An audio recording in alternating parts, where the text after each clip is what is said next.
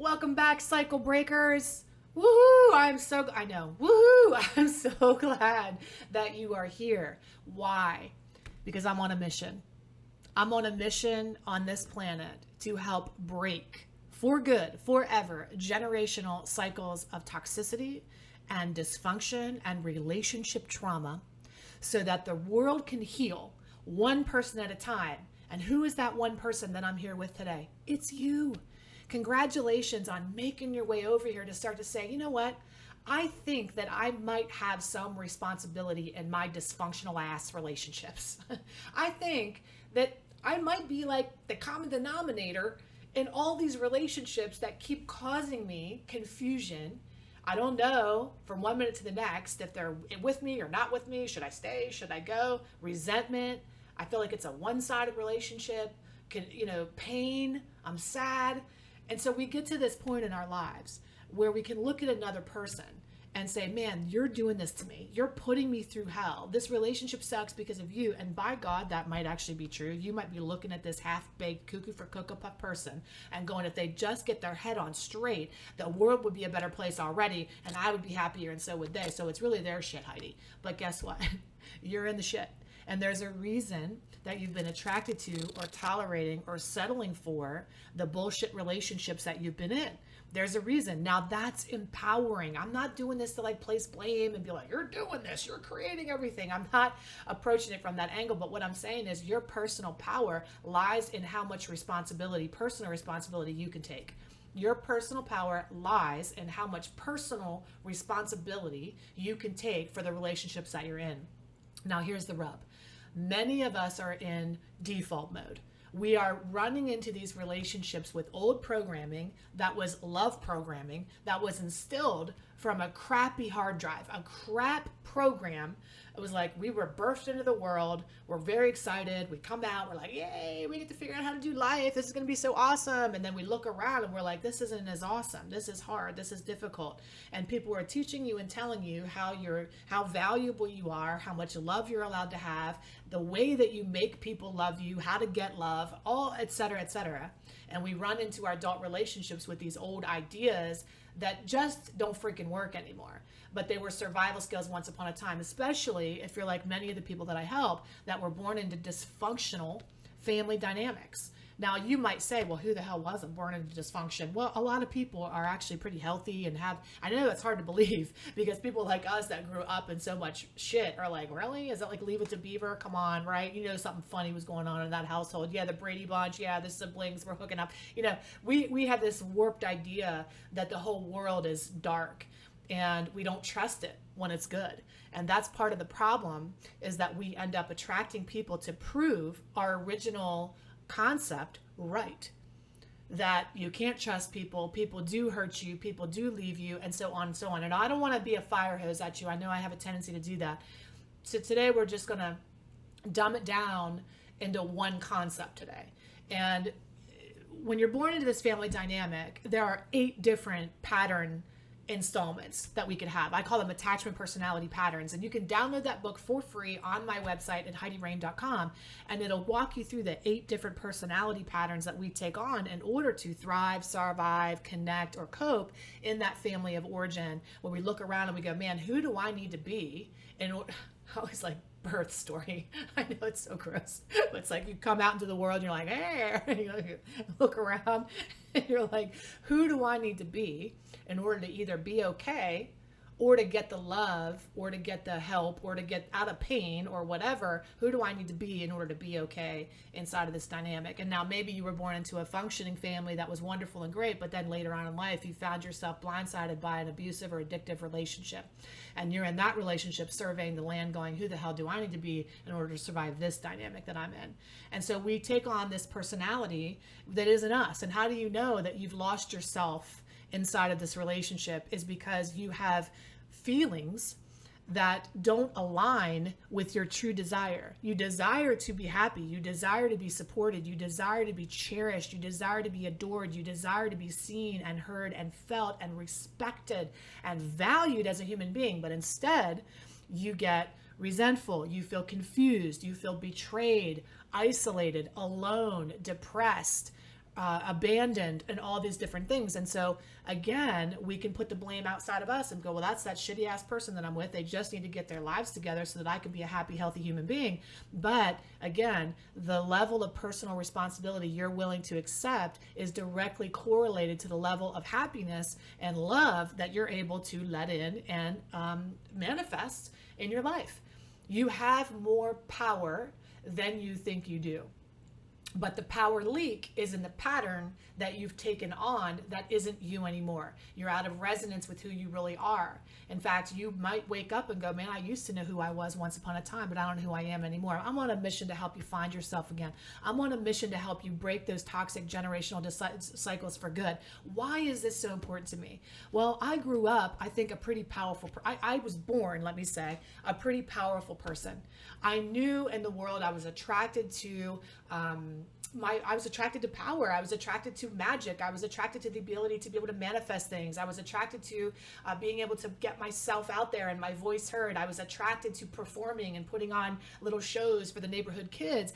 But I was born into a dynamic that didn't value that, and in fact shamed me for it and made me feel bad for wanting to be seen. And it went like this: who the hell do you think you are? I mean, what's wrong with you? You know, there was lots of emotional and psychological abuse trying to make me feel small because apparently I liked myself a little too much, or I thought I was a little too powerful. And it was like, well, you don't have any power here. And it was tried to beat out of me, tried to verbally thrown out of me. And my whole entire life has been a trek back home to my own power. It has been a pilgrimage to my personal power. And I've arrived. I have managed to overcome a lifetime of verbal abuse and physical abuse and lots of trauma and things that have happened along the way that were manifesting in my relationships, where I'd scratch my head and I go, I know I'm a good person. I know I have a lot of love to give in the world. I know I have a good heart. I know at my core I deserve this, but I'd look around at the people that I was with and it wasn't reflected back. Or I was sabotaging my own relationships because I had a governor, I had a lever that would be shut down on how much happiness I thought I was allowed to let into my life, or how much love I thought I was able to receive into my life. And if you can agree with this, if this is resonating with you, even if it's a little confusing, if your hair's standing up, if you're feeling something in your belly or your heart, this is for you. You are not here by accident. Nothing is by accident. It is all divine design, divine appointment. You are meant to be here today. If you're listening to this, listen all the way through. Don't come to the water fountain when you're thirsty and drink a little bit. Go to the well and go all the way down deep. That's where the answers are. The answers are down in the well, not at the water fountain. Okay, but lots of people don't want to go in the well. They don't want to go down deep. They're afraid. It's dark down there. What am I going to find? What if it's dry when I get down there? What if there's no sustenance or water down there for me? I'll just take the water fountain, get a little bit full, and be on my way. Well, that's a temporary fix. You drink a little bit of water, a tiny bit, just to wet your mouth, and you get on through the day. But that's a Band-Aid on a flesh wound. And many people in our society, in our positive psychology, they don't want to go so deep, right? They just want to stay on the surface and want the magic cure, because there are a lot of people in the world who don't see the truth because they're afraid to look. They're afraid to look. And what are they afraid to look at? Their part. The part they've been playing in the destruction of their own lives, or the limitations of their own lives. But not you. You're here today because you are in agreement that something's got to change. Something in life is not working out and something's got to give. So today we are going to talk specifically about one pattern that I know you want to break. I know it drives you crazy. I know that you long for love and closeness and connection and just being able to be intimate on all levels, emotionally naked, psychologically naked, spiritually vulnerable and naked. And you long to do that with another human being, but you are scared shitless. And then, in order to cope with being so afraid of that attachment and what it could mean, you develop a withholder personality pattern. Now, many of us came to this different ways. I'm just going to do a brief overview because this video is titled Help, Advice for the Withholder. But I'm first going to help familiarize you with the problem, because here's the rub. You can only really truly solve a problem to the level of your understanding of that problem. So if you don't do a deep dive into the problem, I don't want to look at the problem. I don't want to look at the problem. Just tell me what to do. Okay, fuck it. Just tell me what to do. I don't want to see all this shit. Well, we're afraid to see the shit, and then we don't know where the spots are. We don't know how to clean it up. You've got to be willing to look at how bad it is, where it's splattered, so that you can clean it all up. You've got to understand the level of the problem. Don't tell me where the cancer is or how much cancer I have, just fix it. Well, you've got to know where the cancer is and how much there is. All right, so let's do this high level understanding. Now, the withholder has these 5 core traits that we exhibit over and over, and we come to it very different ways, many of us. I know for me, I grew up in an extremely abusive household, and it was not a safe place for me to express my emotions. I wasn't allowed to have emotions. I wasn't allowed to feel. And there was an emotional policeman that would tell me, you're too sensitive. There was lots of gaslighting that was going on. I didn't hurt you. That didn't hurt. I never did that. And so I learned that my feelings were completely irrelevant. They didn't matter at all. It didn't matter. My thoughts didn't matter. My opinions didn't matter. I learned how to be a student or instead of a participant in life. I learned how to observe everybody else from afar, but not actually put myself into the game, because I was scared that if I did, somebody was going to hurt me. When I did speak up in my household, when I did say, hey, you're hurting me, that's not right, like be the whistleblower in the family, like, fuck, what are you doing? This isn't okay. You're hurting me. I got double worse. Well, I'll show you. I'll really show you what's something to cry about, or something that's really. So I learned how to take my emotions and bottle them up and put them inside. Now here's the deal. Withholders have emotions, lots of emotions. Withholders are highly sensitive people that were shamed and blamed and gaslit out of their own sensitivity. And so the way that you manage that to stay out of pain, to be able to be okay, to take on that personality pattern and say, how do I need to be here so that I can be all right? Well, you start doing things like withholding your feelings and not communicating them. So any feelings of vulnerability or sharing things is extremely difficult for you. So when somebody asks you how you feel, you either don't know or you withhold it and you go right into, well, I think I feel. You don't live in your body because your body wasn't a safe place to be, so you live up here in your head instead. One of the main components of this behavior is, of the withholder pattern, is the behavior of distancing. You create distancing techniques. You want people close, but when they get a little too close, you panic because you associate closeness with pain. If I let you in, you're going to hurt me. Maybe you had a narcissistic parent that you would spill your secrets to, and then they'd use those secrets against you and hurt you. Whatever the scenario is, you understand, like, you're afraid of getting people too close to you. So you create distancing techniques. You might have a beautiful evening with somebody, a really good connection. You'll do this with friends, coworkers, intimate relationships. The next day you'll do something to fuck it up. You'll create a story in your mind of why you hate that person. Well, you don't really like them anyway, or they're kind of, you'll start to talk yourself out of connections with people, because connections, deep connections, are scary. You want them to stay on the surface.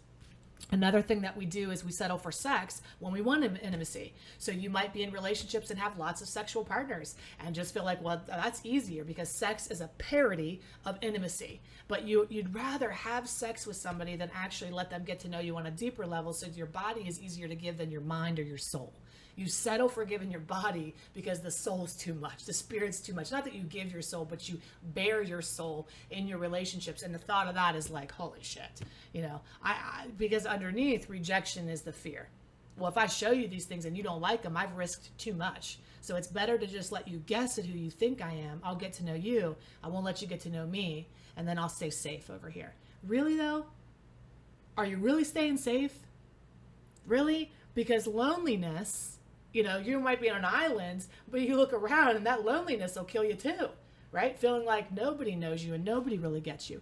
Poor communication, you won't communicate how you feel and what's really going on unless you blow up. You might be that type of person that you hold your feelings, and then eventually you just unload and somebody goes, where the hell did that come from? Because you've been withholding. There's an element of a binge restrict cycle with this personality type, not just with food or alcohol, which is also very common with this personality pattern. But in addition to that, you also withhold emotion and then burst at inappropriate times. You might explode or communicate ways that are harsh or direct versus just kind of letting not letting things brew and stew so much, and just speaking your truth in the moment, speaking your truth in love. We don't know how to do that. We have to prepare and think about how much somebody's going to receive something in order for us to even communicate it. So we withhold. Now, how did I come up with these patterns? Well, first of all, I really truly believe that to know others is wisdom, but to know yourself is enlightenment. And once you know yourself, you know everybody else, because we're all one and the same. And so I've done a lot of I've dedicated my whole entire life to self-mastery, to discovering myself. What is my mind thinking? What is my body doing? What's going on spiritually? So that I can learn how my childhood and my life experiences have shaped me in the form of this emotional shrapnel. When you are a victim in somebody else's internal war, you're left with a mark. You're left with this shrapnel too. And that's some of that shrapnel that I'm talking about is in these patterns. Well, that sucks. You're left with a mark, these people, but we don't stay in the victim role. Like, oh, you got me. Oh, my life is over. It's like, no, you got me. And motherfucker, I'm going to pluck this out. Okay. I'm going to, it's my job to take the shrapnel out. So this is the advice part. How do you start to heal? Because step number 1 is awareness. You cannot heal anything you're afraid to look at or that you don't see. So the first step for you is to fully become aware of how you do withholder. Withholder is not who you are, it's what you do. And what you do doesn't work anymore. So there are 2 pathways to change. One is through pain and one is through pleasure. And you have to figure out what you're motivated by. So you either delve so deep into the pain of what these patterns are costing you, and you really go through a journal entry on each one. Okay, look, I'm going to talk about all the times I settled for sex when I really want to love. And I'm going to go through and I'm going to do a pain inventory of all of this, how much it's hurt me, so that I have enough ammunition in order to just say no more of my come to Jesus moment. Lots of come to Jesus moments come through a pain plunge. When you're willing to go into the depths of the reality of the situation you've created by the old thinking that's not working for you anymore, that pain will push you out of the dark. The pain will be the push that you need. So don't be afraid to look at these patterns and really examine how they are showing up in your life, each and every one. Okay, well, let me look at how about creative distance. You go through each person that you love in your life and you do a pain plunge into how you're creating distance. This awareness is the first step into freedom, into psychological and emotional and spiritual freedom. The first step is awareness. Now that's the pain push. That'll be enough sometimes for some of us. I know many times in my life, I've had these come to Jesus moments where I go, never again. I am not doing this fucking again. I'm done. Drinking was one of them, where it was like, I just can't, I'm done. But it wasn't actually the pain that pushed me out of quitting drinking 12 years ago. Okay. It was the pain hadn't been enough for me. I had had a lot of pain with my drinking patterns, my binge drinking in relationships, withholders. A lot of withholders are binge drinkers as well. The only time they give themselves permission to let loose is when they're under the influence of something. So when I decided that I had to rectify this pattern, it wasn't the pain. I had many instances of pain with my drinking, waking up, not knowing where the fuck I was, okay? Being shameful, waking up and opening my eyes and feeling ashamed before I even remembered what happened. I felt guilt about things I didn't even remember. I felt shameful for things I wasn't even sure I did, okay? That's terrible. That's terrible. That's a terrible way to live, but that wasn't enough to make me stop. What did it for me was the pleasure. So the pain will push you, but the pleasure will pull you. And pleasure can be found in more purpose. Why is it so important for me to get a handle on these behaviors? If I do change, what's on the other side? What's on the other side of pain? So many of us are so used to living in pain, we don't know what lies outside the door of pain. We're afraid to walk through the pleasure door because we don't trust it.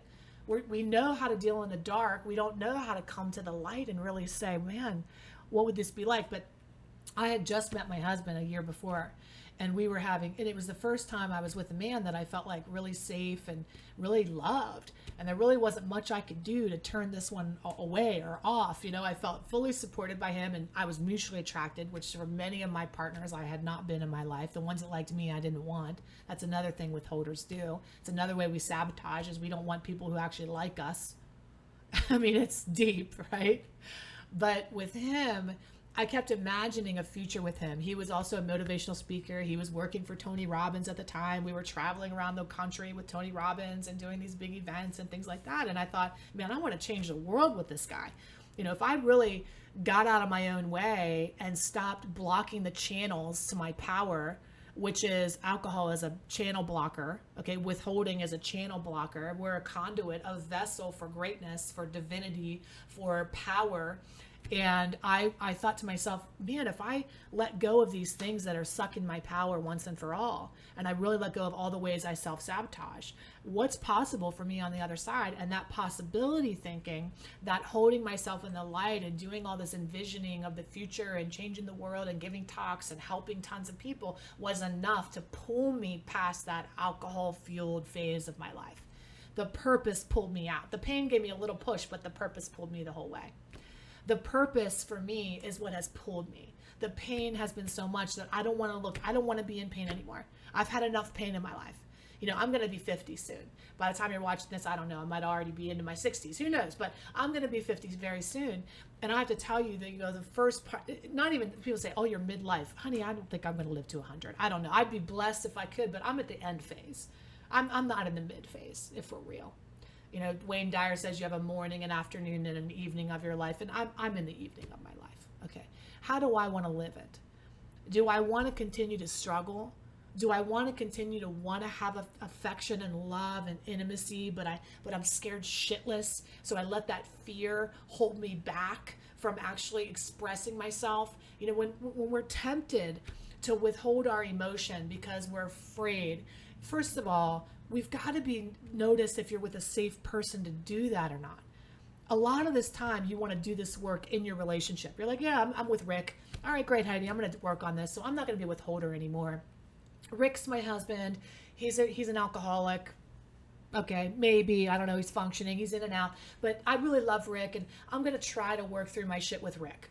So I'm going to stop withholding. I'm going to tell him how I feel. I'm going to share with him all my feelings. I'm going to be vulnerable. I'm going to get raw. I'm going to just rip myself open and be with Rick. Well, honey, wrong ripping. Because I'm going to guarantee you, if you rip with Rick, you're up shit crick. Okay? Because Rick isn't the container for you to be able to do this ripping, because Rick doesn't love himself enough to treat himself well. He's not going to be able to love you enough to hold the space for you loving yourself more. You need a container that can hold you. And sometimes that's not in our partnerships. We need to make change in these other containers. I'm a container.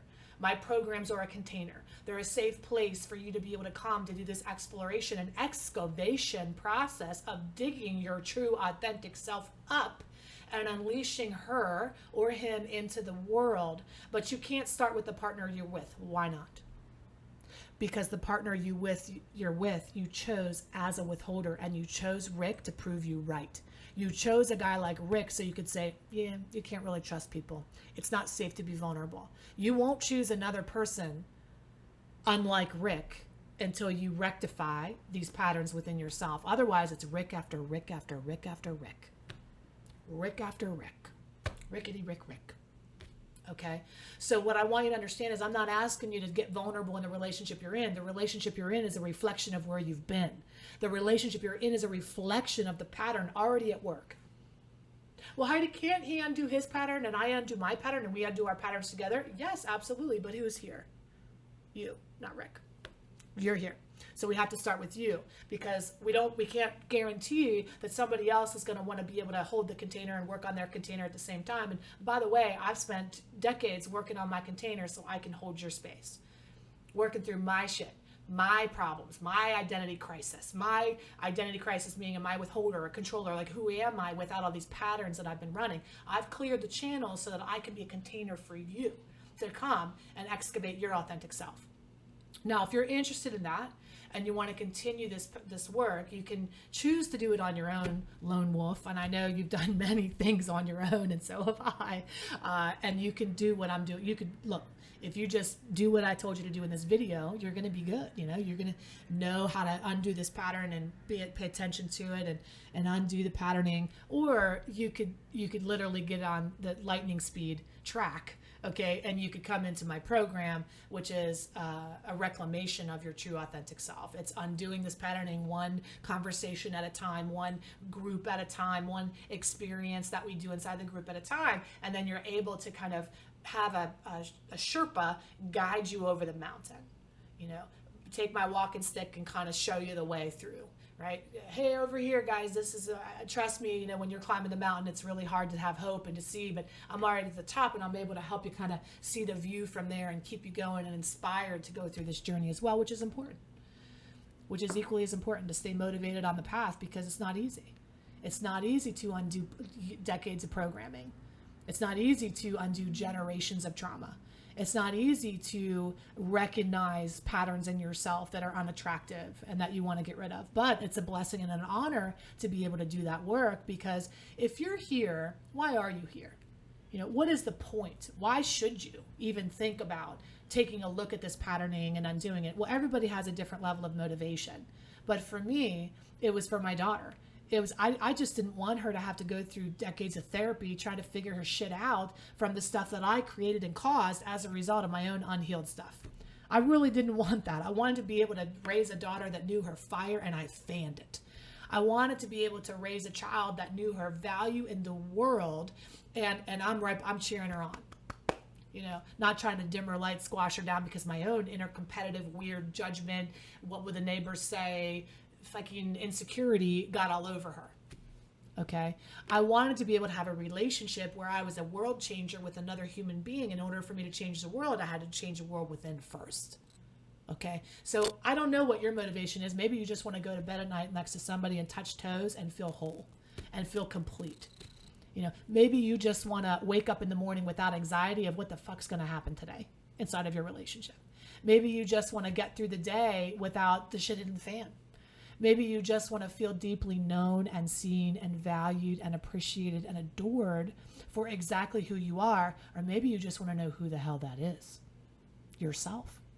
Any of those things, I'm going to hold the container for you. If you're interested in the container, you can go over to HeidiRain.com and schedule a complimentary consultation and learn more. We run our program for this, the container, 4 times a year. 4 times a year, and we follow the seasons. We do a winter session, summer session, fall, spring session, and whatever season you're in of your life, you're able to come in to that 4 times a year. And many people go through more than once. All right, I love you so much. Take excellent care of yourself. Here's to unraveling the patterning and finding your authentic self and being brave enough to start to be who you really are. Now, just to sum it up, if you take the patterns, okay, that are the behaviors that you exhibit, and you start to consciously be made aware of how much pain they're causing in your life, and consciously be made aware of how much pleasure will be associated with when you break those patterns, and then you are aware of when you're enacting the patterns when you can consciously stop yourself, because you have made the unconscious conscious. And once the unconscious is conscious, you're not a victim, you're a volunteer, and you are in control and power of when you choose to enact your pattern, and you know you're enacting it, but you're going to enact it anyway, or when you're going to stop that pattern, interrupt that pattern, and be your true self instead. I love you. Take excellent care. I'll see you really soon. Bye-bye.